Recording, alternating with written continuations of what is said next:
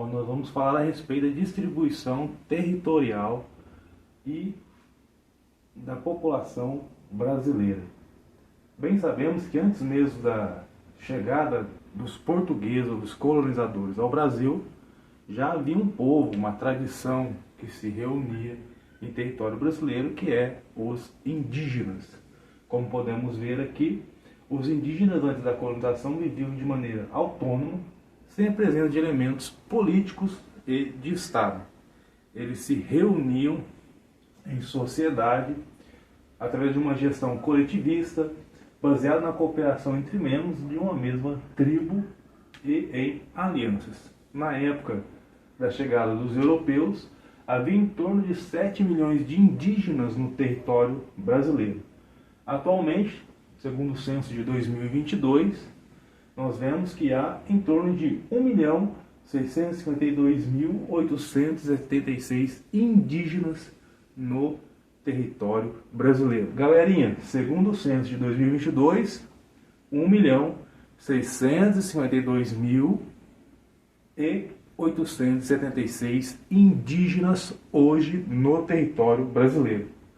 Temos aqui uma foto do povo Yanomami em um de seus rituais litúrgicos.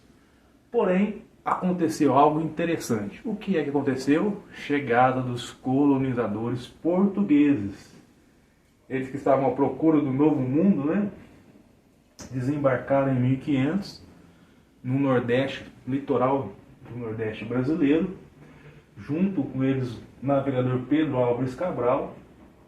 Logo, os primeiros europeus tomaram posse das terras brasileiras, né? E tiveram o primeiro contato com os indígenas, ao qual até mesmo os portugueses chamaram de selvagens, dando início a quê, gente? A período de colonização. Sendo assim, com esta chegada dos portugueses, esse período de colonização, tivemos algumas expedições, que eram as entradas e as bandeiras, sendo que as entradas eram forjadas ou feitas organizadas através da coroa portuguesa, e já as bandeiras eram financiadas por particulares, principalmente particulares paulistas, estes que saíam de São Paulo, São Vicente, rumo a regiões centro-oeste e sul do Brasil. Galerinha, vemos aqui entradas organizados pela coroa portuguesa. E os bandeirantes, ou as bandeiras, eram expedições organizadas e financiadas por particulares, principalmente particulares paulistas. Temos aqui um mapa que demonstra um pouco da expedição dos bandeirantes, que temos 4 expedições,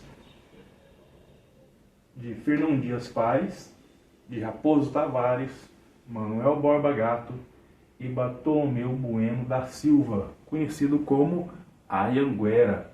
Vemos que todos estes saíram do sudeste, né, São Paulo, rumo ao sul, Rio Grande do Sul, por exemplo, Minas Gerais, subiram centro-oeste e norte, centro-oeste e norte, e o interessante, os bandeirantes eles encontraram o que os portugueses queriam encontrar: ouro em terras brasileiras, principalmente em Goiás e também em Minas Gerais. E temos aqui um terceiro ponto, que é a chegada dos povos africanos, que se deu, lógico, né, com a questão da colonização, início do século XVI, durante o período colonial, e consistiu no uso de mão de obra forçada de mulheres e homens africanos. Vemos que essas pessoas foram retiradas à força dos muitos grupos étnicos aos quais eles pertenciam e foram trazidos ao Brasil, nos chamados navios negreiros. Os negros trazidos para o Brasil pertenciam principalmente a grupos étnicos sudaneses, originários da Nigéria, Daomé, Costa do Marfim, também bantus, que foram capturados no Congo, Angola, Moçambique. Estes foram desembarcados, em sua maioria, em Pernambuco, Minas Gerais e no Rio de Janeiro. Ressaltando o que, galerinha? Enquanto os bandeirantes estavam perseguindo indígenas para fazer deles mão de obra escrava, no Nordeste já havia africanos chegando ali, né, escravizados no território brasileiro. E um último ponto, temos aqui uma imagem, né, do povo africano em território brasileiro, dentro de uma fazenda. Por último, temos a questão dos imigrantes. Com o fim da questão da escravidão brasileira, nós vamos perceber que para aqueles que escravizavam já não era rentável ter escravos. Logo, querendo apagar a herança escravocrata brasileira, o governo passa a estimular a entrada de imigrantes europeus. Para quê? Promover o branqueamento da população.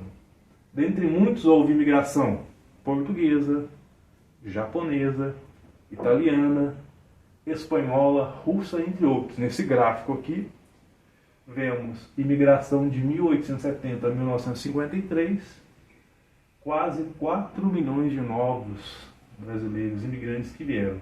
Maioria italianos e portugueses, que saíam de suas terras, né, para vir trabalhar no Brasil, principalmente na questão do café, e temos, por exemplo, os árabes que foram trabalhar na questão do comércio. Compreenderam? Entenderam? Sendo assim, para a próxima aula, deixa aqui uma atividade. Vamos pesquisar as influências dos grupos migratórios na cultura brasileira. Até mais!